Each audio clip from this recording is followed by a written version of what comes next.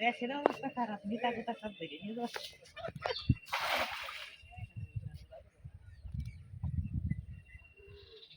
আরে এত কটা নিলি বানাই না পারবি। আমাকে মলঙ্কি মাছ ছাড়ছে তো আবার। মলঙ্কি মাছের সন্ধান আমি পাইছি।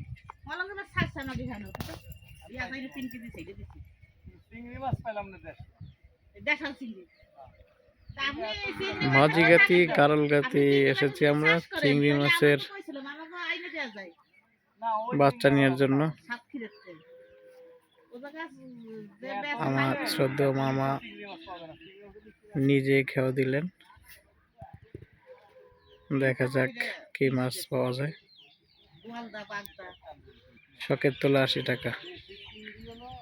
এতে বয়স দেখার সময় নাই, শখ যেটা সেটা সে করবেই।